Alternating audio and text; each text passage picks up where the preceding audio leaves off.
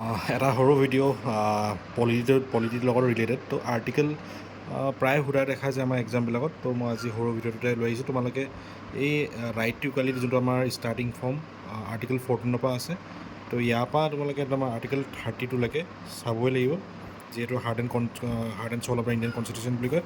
বাকী 31 এইবিলাক ইমান দৰকাৰ নাই, 32 তো 30লৈকে বহুত ইম্পৰ্টেণ্ট। তো এইখিনি চাবলৈ আৰু ইয়াত আমাৰ পাৰ্ট 2 যোনটো চিটিজেনশ্বিপৰ কথা আছে ইউনিয়ন, ইয়াৰ আৰ্টিকেলকেইটাও ইম্পৰ্টেণ্ট। ঠিক আছে, আমি চাম এইকেইটা তোমালোকে চাবা।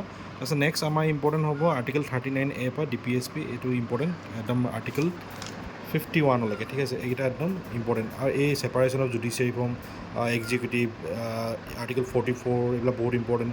ঠিক আছে, ঠিক তেনেধৰণে ইয়াত ইম্পৰ্টেণ্ট তোমালোকৰ অৰ্গেনাইজেশ্যন অফ ভিলেজ পঞ্চায়ত, এইবিলাকো ইম্পৰ্টেণ্ট। ঠিক আছে, তো ইয়াৰ পৰা কুৱেশ্যন অহা দেখা যায়। এইকেইটা যে বহুত বেছি ইম্পৰ্টেণ্ট আৰ্টিকেল হয়, তোমালোকে এইখিনি চাই ল'বা। নেক্সট আমি সৰু সৰু বস্তু কিছুমান স্কিপ কৰি দিওঁ। ঠিক আছে, তাৰপৰা আমাৰ চকুত নপৰে। এতিয়া তোমালোকে যদি ইয়াত চোৱা, ইয়াত ফাণ্ডামেণ্টেল ৰাইটছখিনি একদম ভালকৈ এক্সপ্লেইন কৰি আছোঁ। তো এই পৰ্চনটো বহুত বেছি ইম্পৰ্টেণ্ট হৈ যায়। ঠিক আছে, বহুত বেছি ইম্পৰ্টেণ্ট হৈ যায়। আৰু ইয়াত আৰ্টিকেল 19ৰ আণ্ডাৰত কোনকেইটা ৰাইটছ আছে, এইকেইটাও বহুত বেছি ইম্পৰ্টেণ্ট। ঠিক আছে, আৰু চিটিজেনশ্বিপৰ কথা আছে, তো ইয়াত চাবা। ইয়াত কৈছে some of the fundamental enumerated in part 3 of the constitution 15, 16, 19, 29, 30, এইকেইটা ৰাইট অকল আমাৰ কোনে পায়? এইকেইটা আমাৰ কোনে পাব? অকল ইণ্ডিয়ান চিটিজেনশ্বিপে মানে পায়। ঠিক আছে, এলিয়েন্সবিলাকে নাপায়।